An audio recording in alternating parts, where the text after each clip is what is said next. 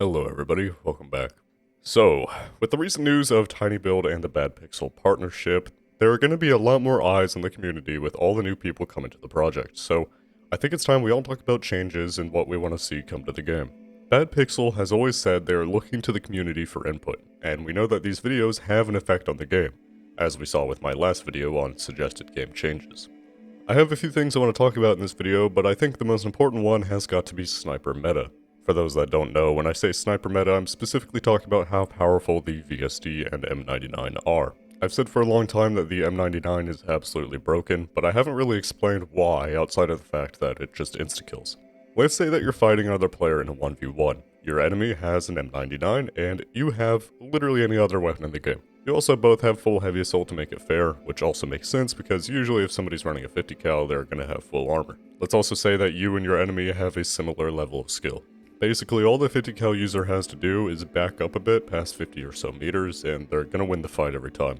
All they have to do is stop moving, hold shift, and left click on you. If they do ever get shot, they can just hide and heal, and as long as your enemy makes sure that they don't get surprised by you, they will never lose the fight. This gets even worse when you consider the possibility of the best players in the game using a 50 cal in a big squad. They can easily just walk around the map and insta-kill anybody they see. But sniper meta isn't just the M99, the VSD is part of the problem too. The 50 cal might be the best weapon in the game for PvP, but the VSD is probably the best weapon for both PvP and PvE because of its 10-shot mag. Again, let's consider the same 1v1 fight from before. Your enemy has a VSD, and you have pretty much any other gun that isn't a VSD or an M99. All the VSD user has to do is back up and wait for you to peek so they can 2-tap you. This fight is probably even harder than the M99 fight in some situations because up close the VSD can actually be spammed and has a decent time to kill. If you played a decent bit of Deadside this update, you know what I mean. Having a VSD or M99 gives you a huge advantage in PvP, and not having one will put you at a severe disadvantage against the people using those two weapons. This is a sure sign of bad weapon balance. So, how do we fix it? There are a lot of values we can adjust on a weapon, from damage, handling, magazine capacity, reload time, price, rarity, bullet drop recoil, and probably even more hidden values we just don't understand yet, so there's probably a lot of good ways to solve this issue. When it comes to weapon balance, the first thing that I usually want to change is rarity, because that's a big part of how Deadside balances its weapons. And if you recall, in my last video on the subject, I said that the VSD is way too common. Since then, you can no longer always find them at a convoy, which did help the issue of VSD spam a lot. But with a weapon this powerful and expensive, you reach a point where making them more rare just delays the issue. I'm going to be talking about gear sinks later in this video, but basically there's no system in the game right now that removes high tier loot from the player economy. Why would anybody ever sell their VSD or M99? Those are the best weapons in the game, and the whole point of having money is so you can buy those high tier items. So selling high tier items just doesn't make any sense. Even if you make the M99 and VSD significantly more rare, there will still be a point in the wipe where enough will be spawned in that they will be commonly used by players to farm kills. Don't get me wrong, I absolutely do think they should be more rare. I don't like that you can find the VSDs in the lighthouse, or both VSDs and M99s down in the harbor factory area as well. But making them more rare only delays the issue. So let's look at another easy weapon balance change, recoil. We have seen the VSD recoil be increased this update, and honestly the difference is really not that noticeable. I do really like the change, but I still see the VSD used in very close range engagements because it's still pretty controllable. I don't want the VSD to have super high recoil either. Increasing it could make it a lot harder to use, and it could be a decent solution. It's just the VSD has pretty much the highest recoil in the game already. Increasing recoil will also do nothing for the M99 since you only have one shot anyways. So let's talk about a solution that I really like. Instead of changing the weapons themselves, let's change the mechanic that makes them so easy to use. And that would be breath hold. I know a lot of you guys have only started playing Deadside recently, but for the guys that have been around from the start, you would know that breath hold is a feature that's actually relatively new. Before, instead of holding your breath, you would just have to time your shot at the right time the scope moved around. The pattern that the scope moved was also very predictable. It basically just floated around in a little figure eight. This made it a lot harder to hit shots past 200 meters, and hitting anything past 300 meters was considered to be pretty impressive. Now, hitting a shot past 350 meters is really easy, especially if the target is sitting still. All you have to do is hold shift and click on their chest.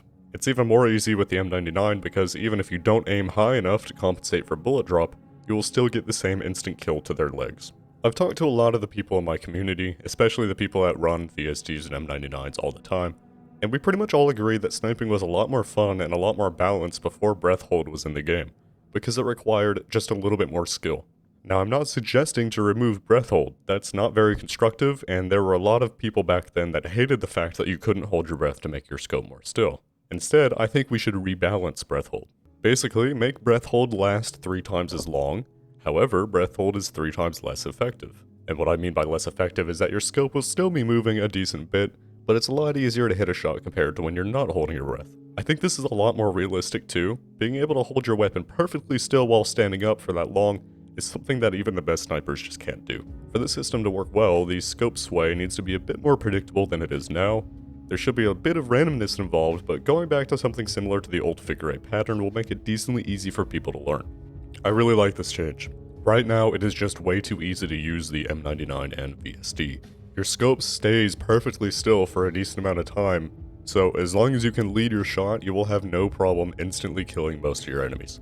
And even though I really like this change, I don't think it's enough to really put these snipers in a good spot. Sure, it's good, but it only really affects the engagements outside of 150 meters, since anything closer will still be really easy to hit. So on top of this change, I'd like to see the VSD and M99 have slower aim down sight time, and also just slightly worse handling.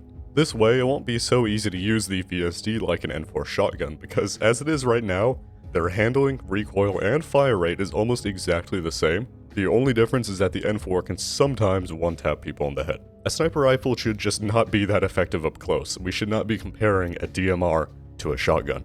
So having a slower ADS time and worse handling will make it a bit more challenging to use up close.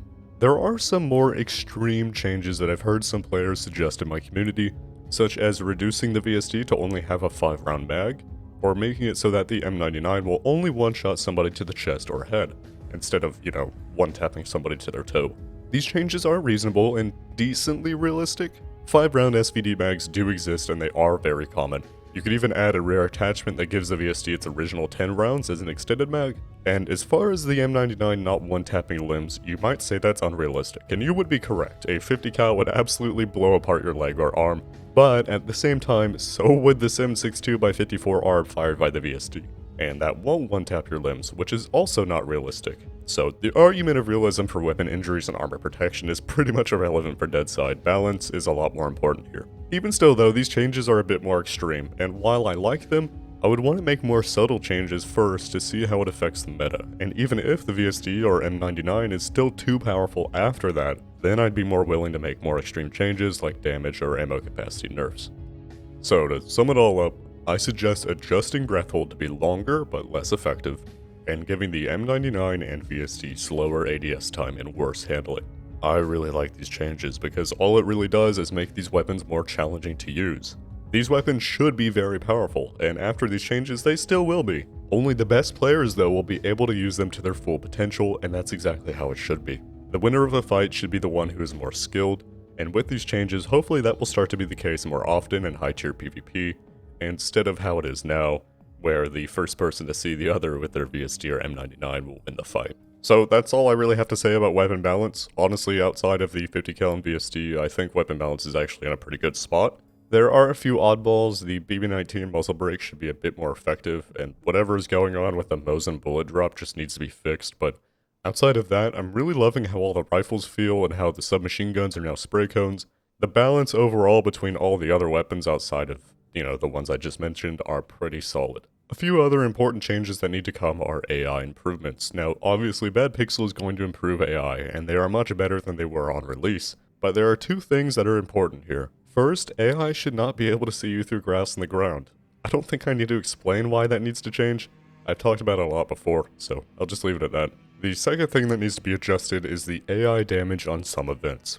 Epic Mission AI needs to have their damage turned down. I can't tell you how many times I've been instantly killed by Mosin bots while just trying to turn a corner. Even in full heavy assault with full health, it will still happen. Maybe just adjusting the damage on the Mosin bots specifically would be good, but right now, as it is, the fact that at any point a Mosin bot can decide to push you from somewhere behind you that you aren't looking and just instantly kill you. It's just not fun. I understand this change was made to make the missions harder, but asking players to risk fighting these instant kill Mosin bots for a reward that is just barely better than a hard mission, it's just not going to happen. Right now, it seems like most epic missions are ignored because of this, which sucks, because now high tier players are going to medium missions for quick gear, and killing all the new players that are just now getting started. Outside of the epic missions, the MG36 convoy boss should have their damage turned down a bit. Right now, basically how that convoy boss works is that the boss just sprays around you in a cone, and if one bullet happens to hit you, because the damage is so ridiculously high, you're gonna die instantly. It's just RNG if you actually get killed or not. Instead, maybe increase the accuracy by 2 times, but also reduce the damage by half. In theory, the difficulty of the boss should be around the same, if not harder. The outcome of the fight, though, will be decided more by the skill of the player and not the random chance that one of the bullets just happens to hit you instantly. And the last thing I want to mention in regards to changes is base crates. I talked about this in my last changes video, but I think the limit of 3 storage crates per base needs to go. As this game grows in size and more items are added to the game, we're going to need more storage to store those items, especially as crafting becomes more important. The 3 crate limit is also really bad for groups of players that want to base together, and I feel like the whole thing just limits what players can do with bases and raiding overall. What's the point of raiding somebody if you can't actually fit anything that you get from them in your storage because it's already full? If this game ever wants to get to a point where wipes aren't required, there needs to be a way to increase storage.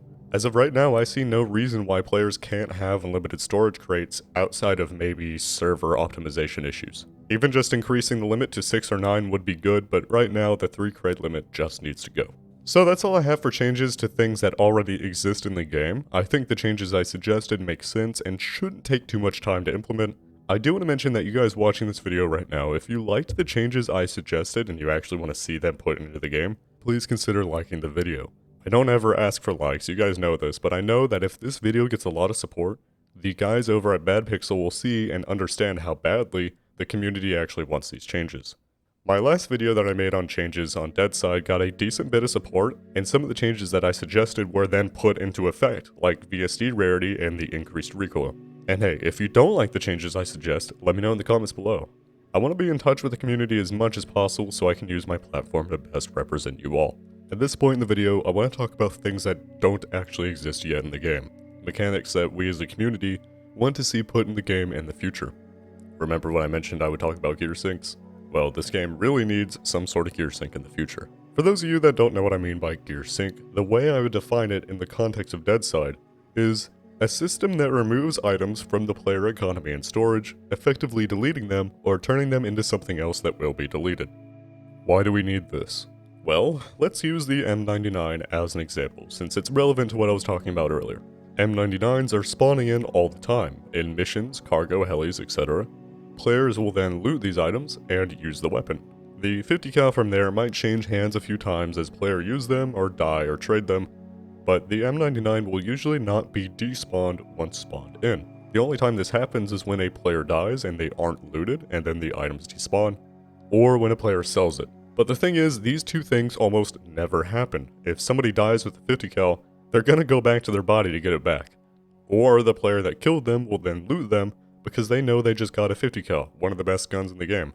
And players will almost never sell the 50 cal because, like I said, one of the best weapons in the game. This most commonly happens when somebody will sell it because they don't like using OP weapons, this is something I do sometimes, or they already have so many that they can't fit anymore in their storage. Regardless, the issue is that the 50 cals are spawning in much more frequently than they are being despawned, leading to an excess of them existing in the hands of players. And considering how overpowered the 50 cal is, this is really bad for PvP. This applies to every high tier item in the game though, not just the 50 cal. Players will almost never sell them or let them despawn, so after a while they become very common because so many of them have spawned in on the server.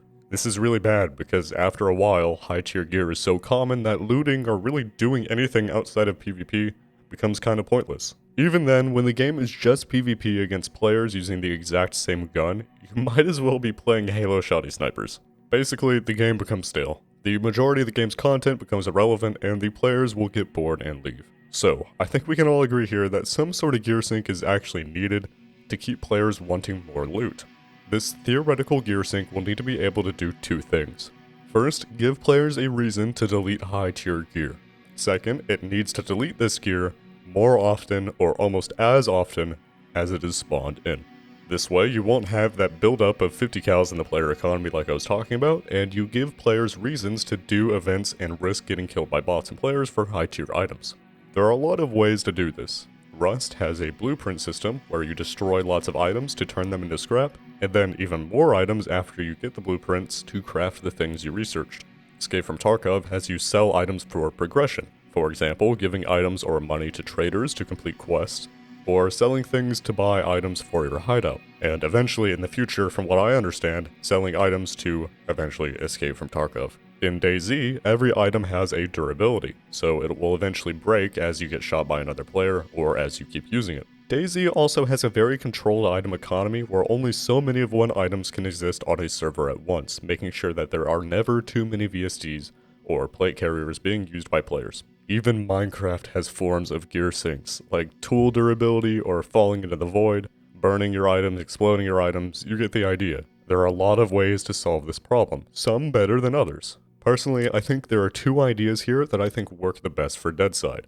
That is, item research and disassembly, and item durability. Here's how it would work. Items like weapons, armor, clothing, backpacks, meds, and weapon attachments will all have an attached durability, and also the option to be disassembled into materials. Depending on the durability of the item, you will get more or less materials. On top of this, you can use these materials to research items in your base, and then use those materials after to craft those items you've researched. Depending on the rarity of the item, the research cost will be much higher, as well as the cost of crafting the item.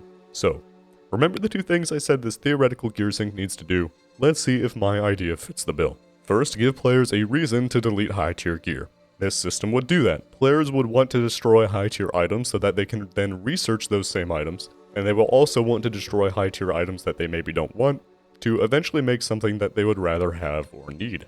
The second thing, and really the most important, is that it needs to delete these items more often or as often as they spawn in. This will take some tuning to get correct, but in theory, it will take a lot more destroyed items to craft a new one. For example, once an M99 is destroyed at full durability, it will only give you a third of what you would need to craft a new one, and a broken M99, once destroyed, will only give you something like a fifth or a sixth of what you would need to make a new one. It might not even give you one of the items you would need. Say maybe you need to also break down a VSD for something like, I don't know, advanced trigger components. I'm not really sure about specifics, but I think you get the idea that items will be destroyed either due to being used and running out of durability, or destroyed for parts. And hopefully this will happen just as often as the items are spawned in, keeping them rare but still obtainable. There's also so much you can do with a system like this as well. Maybe you need to destroy weapons and armor for other things at your base.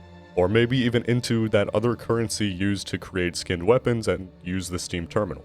Or maybe you need to destroy those items to turn into that currency that's going to be used for skinned weapons and other things at the Steam terminal. It also gives players more of an incentive to make a base for access to this advanced crafting. I personally really like this idea, and I know there's some people out there that hate the idea of item durability, and while I understand that, this is an open world survival game. It's not some looter shooter MMO like Destiny, and it's for sure not a competitive shooter of any sorts. But like I said earlier, my idea of a Deadside gear sync is not the only way it can be done correctly. There are many ways this system could work. I've heard ideas like Trader Quest, Trader Storage Upkeep, AI Raiders, AI Looting, Item Time Decay, and probably so many other good ideas that I just haven't heard. Really, the main point I'm trying to convey here is that some sort of gear sync is needed, and that gear sync needs to do those two things that I talked about. I don't really care if my idea of item durability and crafting is what gets put in. If anything, my idea isn't that original and probably has some issues. The team at Bad Pixel knows best how to solve this problem, and as long as those two criteria I was talking about are met, I'm happy. So, I think that's all I have to talk about for now. If you liked my suggestions, please like the video to show your support for them. The better this video does, the higher the chances are that Bad Pixel will listen to them. If you have any other ideas that I didn't mention in this video, go ahead and leave them in the comments. And if you didn't like my ideas, let me know why. And also make sure to check out my Twitch if you want to watch me play some Deadside live. You could also pop in and talk to me and chat about some ideas in this video. I'm always happy to talk about Deadside. That's all I have for now. I hope you guys enjoyed the video, and I will see you guys in the next one.